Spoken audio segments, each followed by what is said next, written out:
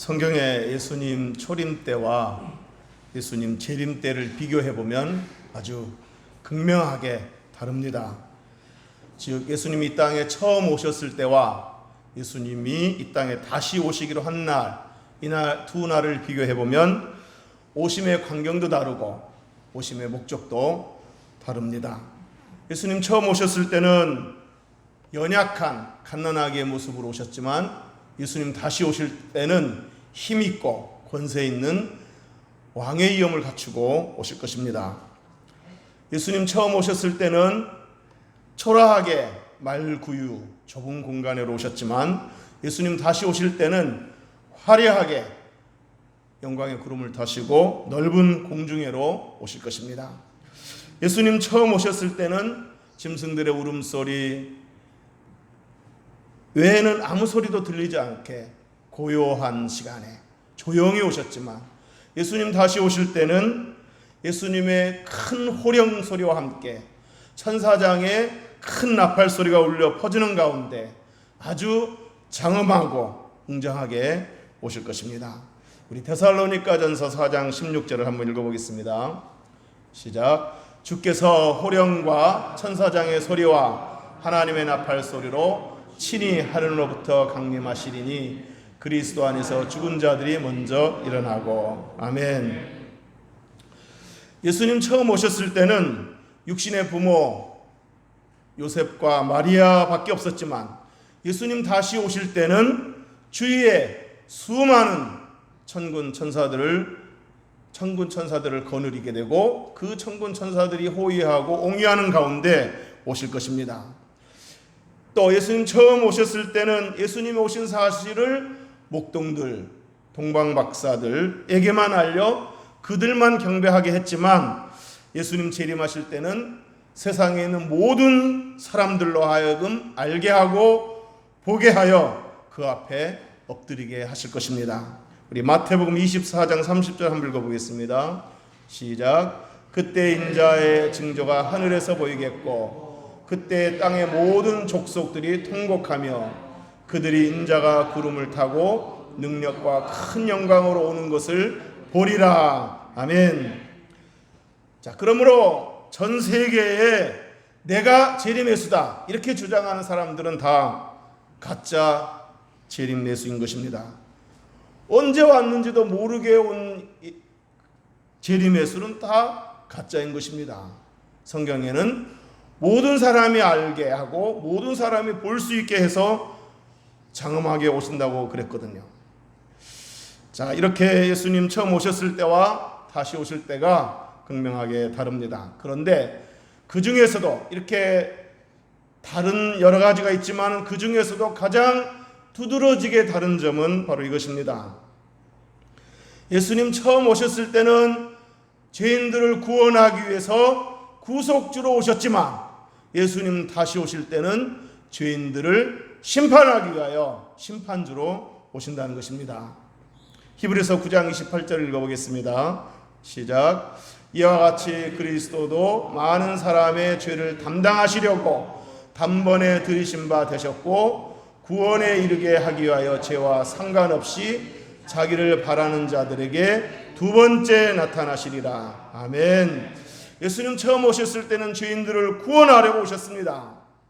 죄인들을 구원하기 위하여 희생 제물이 되기 위하여 오셨습니다. 희생 제물이 되어서 죄인들의 죄를 담당하기 오셨습니다. 즉 죄인들의 죄를 대신 뒤집어쓰고 죄인이 되어서 십자가에서 고난을 받고 형벌을 받고 죽임을 당하기 위해서 오셨습니다. 그러나 예수님 두 번째 다시 오실 때는 죄와 상관없이 오실 것이라고 그랬습니다.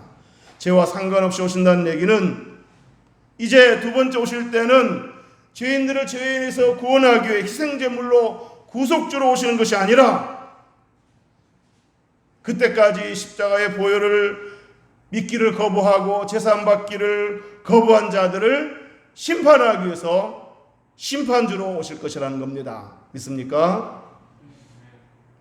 그러므로 그날에 예수의 피로 구원받은 사람들은 아멘 주 예수여 오시옵소서 하고 큰 기쁨으로 주를 맞이하겠지만 그때까지 예수 믿기를 거부하고 끝까지 죄를 회개하지 않고 믿지 않는 사람들은 큰 두려움으로 주를 맞이하게 될 것입니다.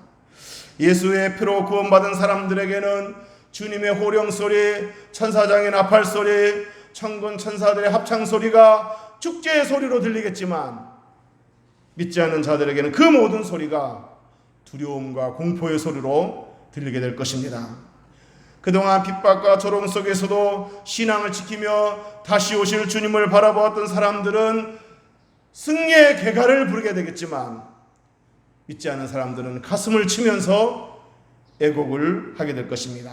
요한계시록 1장 7절을 읽어보겠습니다. 시작. 볼지어다 그가 구름을 타고 오시리라. 각 사람의 눈이 그를 보겠고 그를 찌른 자들도 볼 것이요 땅에 있는 모든 족속이 그로 말미암아 애곡하리니 그러하리라. 아멘.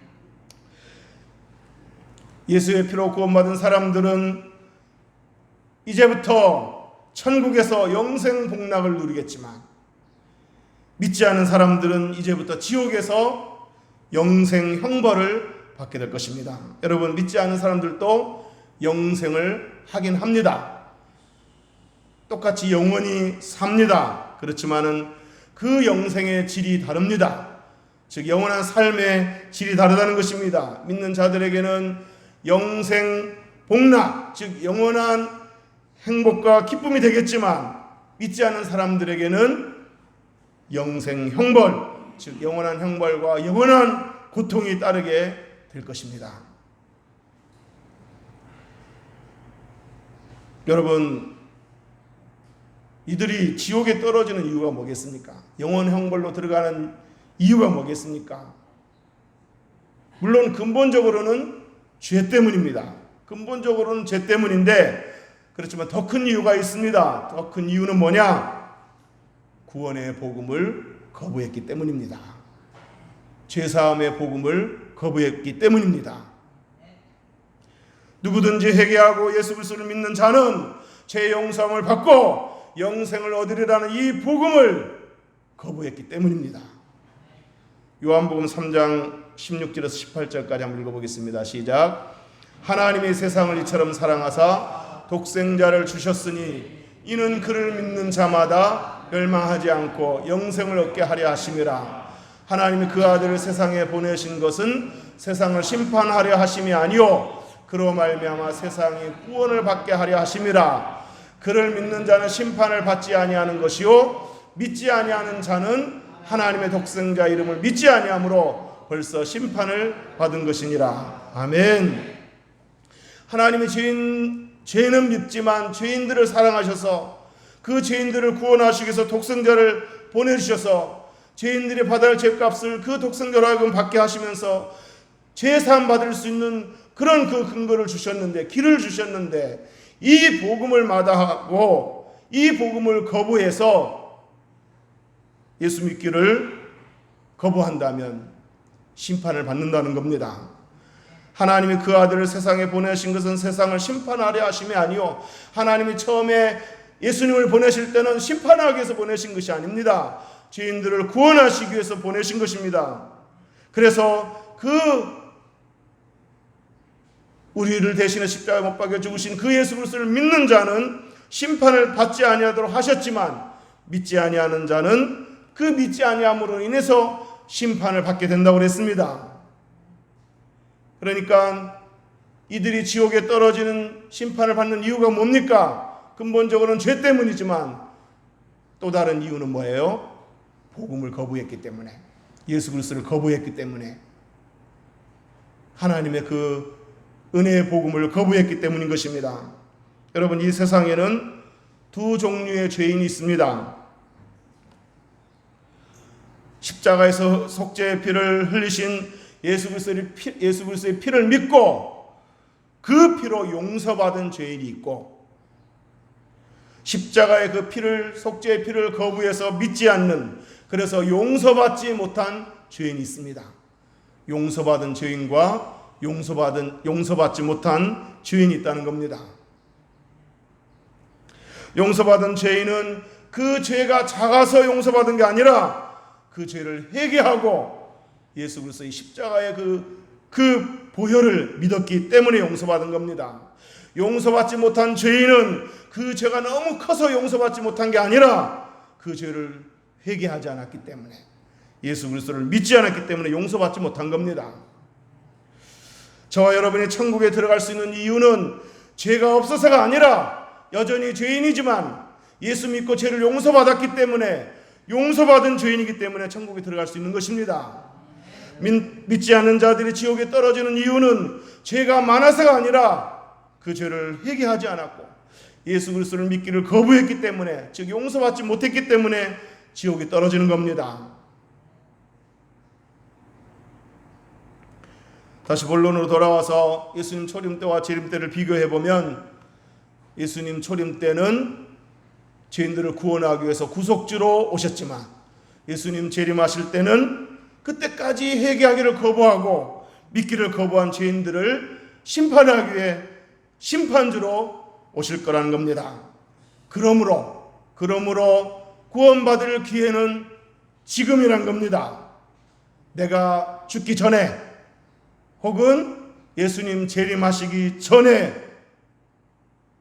구원받을 기회가 있다는 겁니다.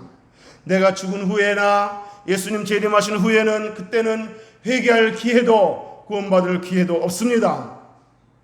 전도할 기회도 마찬가지입니다. 여러분, 누군가를 전도하려고 한다면 그 기회는 지금뿐이라는 것을 기억할 수 있기를 주의 이름으로 축원합니다.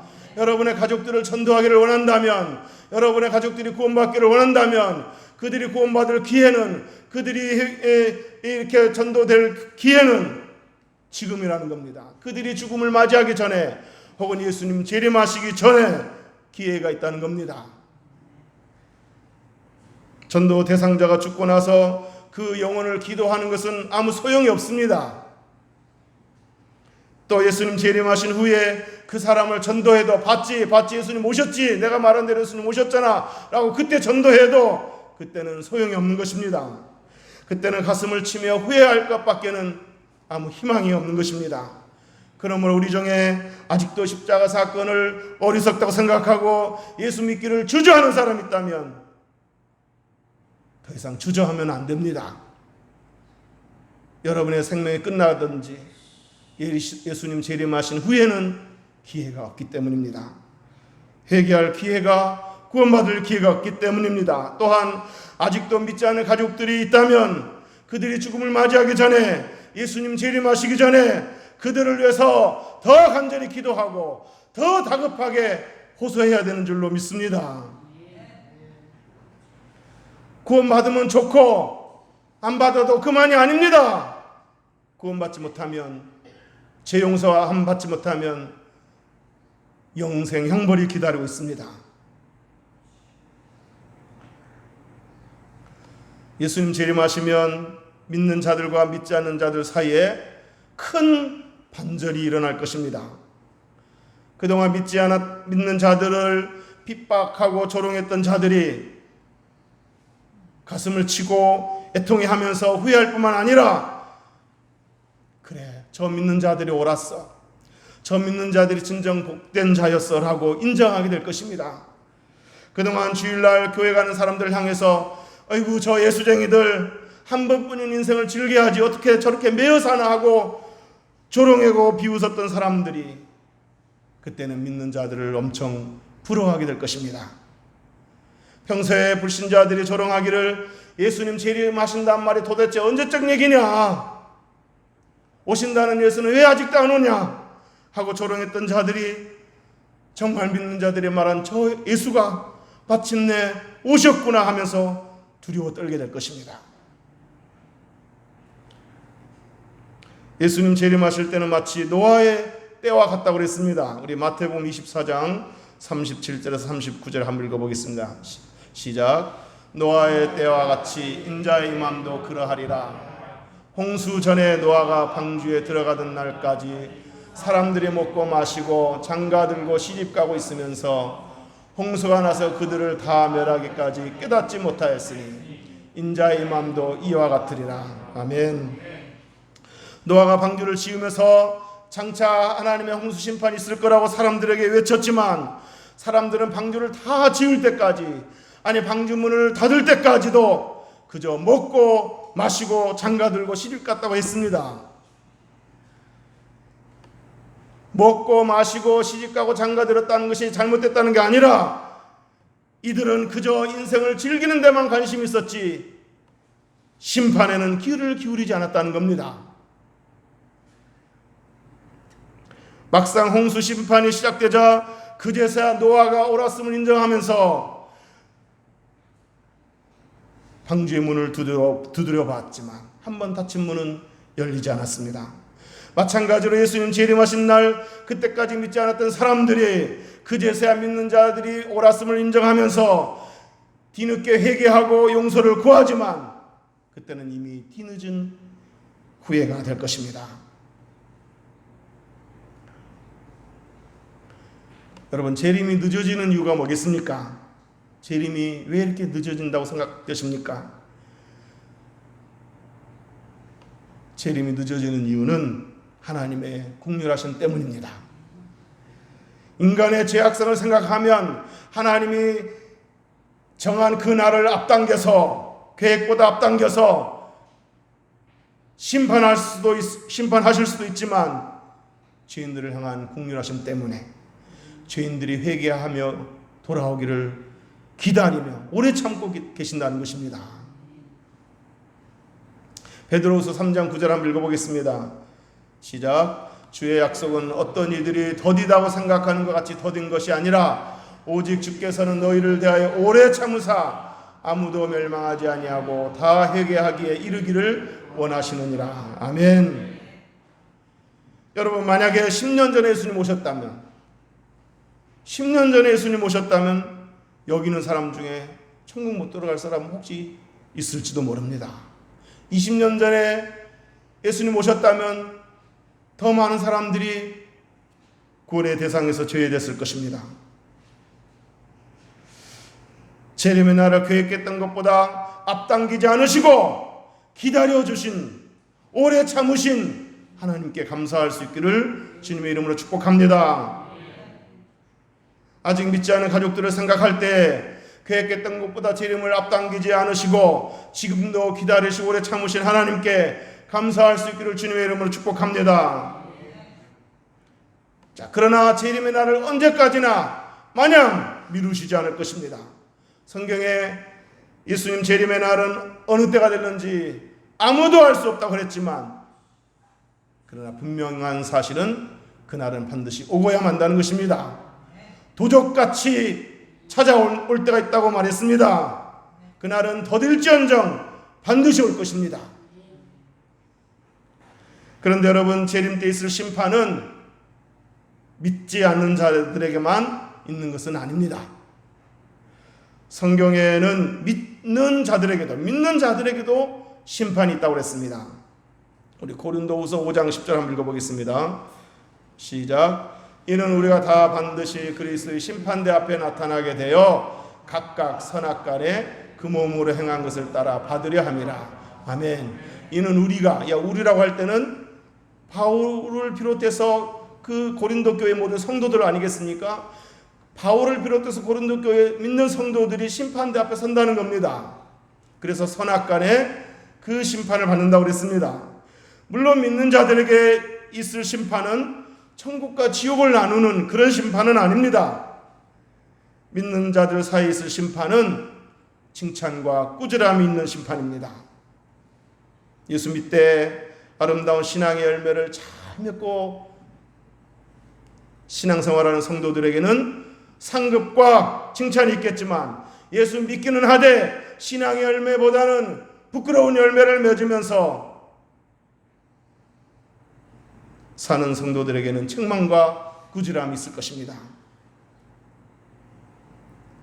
믿는 자로서 구원받은 사람으로서 그 구원에 감사하여 거룩한 삶을 살려고 애를 쓰고 하나님 뜻대로 살려고 애를 쓰고 말씀에 순종하려고 애를 쓴 성도, 그리고 복음을 위해서 수고하고 많은 영혼들에게 복음을 전하려고 애를 쓴 성도, 그리고 교회에 주어진 직분, 권사의 직분, 장로의 직분, 집사의 직분, 목회자의 직분, 이런 여러 직분들, 그리고 여러 가지 맡은 사역에 충실한 성도, 그리고 교회에서 봉사하되 불평하지 않고 원망하지 않고 묵묵히 기쁨으로 감당한 성도, 그리고 어찌하든지 교회가 평안하고 교회가 하나 되도록 말도 조심하고 행동도 조심하고 감정도 절제하고 자신을 낮추어서 다른 사람을 섬기려고 애를 쓴 성도, 그리고 세상에서 이웃사회에서 직장에서 하나님의 영광을 가리지 않으려고, 기독교가 욕먹지 않으려고, 하나님이 욕먹지 않게 하려고,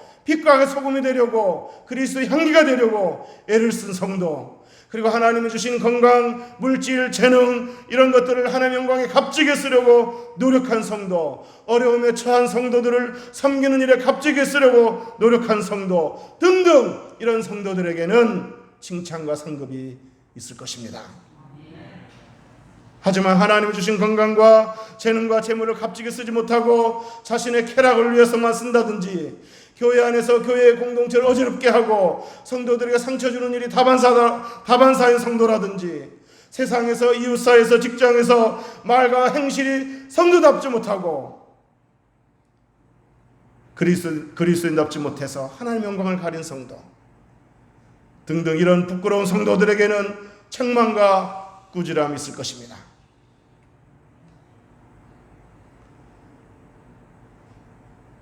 하나님께서 믿음을 보시고 그리스도의 공로를 보시고 지옥에 보내지는 않겠지만, 그러나 분명히 책망과 꾸지람은 있을 것입니다. 물론 그날 심판을 받을 때 그 어떤 성도라 할지라도 누구나 책망과 꾸지람이 없을 수는 없을 것입니다. 다 책망을 받을 것입니다. 그러나 덜 부끄럽고 덜 책망을 받도록, 책망보다는 칭찬을 더 많이 받도록 지금부터라도 깨어 사는 저와 여러분이 되시기를 주님의 이름으로 축복합니다. 로마서 13장 11절에서 14절까지 읽어보겠습니다. 시작. 또한 너희가 이 시기를 알거니와 자다가 깰 때가 벌써 되었으니 이는 이제 우리의 구원이 처음 믿을 때보다 가까웠음이라. 밤이 깊고 낮이 가까웠으니 그러므로 우리가 어둠의 일을 벗고 빛의 갑옷을 입자. 낮에와 같이 단정히 행하고 방탕하거나 술 취하지 말며 음란하거나 호색하지 말며 다투거나 시기하지 말고. 아멘.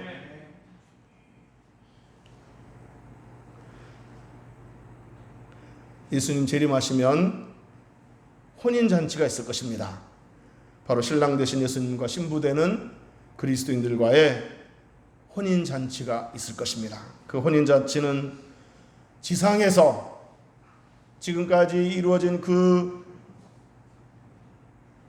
혼인잔치 중에서 가장 성스럽고 가장 영광스럽고 가장 화려하고 가장 감동적인 혼인잔치가 될 것입니다.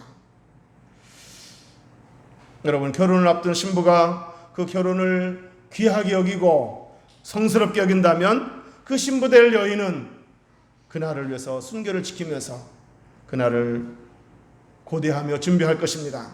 마찬가지로 장차 있을 가장 성스럽고 가장 아름다운 혼인잔치에 참여할 신부된 성도들은 몸과 영혼의 순결을 지키며 그날을 고대하며 준비해야 될 줄로 믿습니다. 이제 말씀을 정리하겠습니다. 주님이 재림하시면 모든 눈물을 그 눈에서 닦아주신다고 했습니다.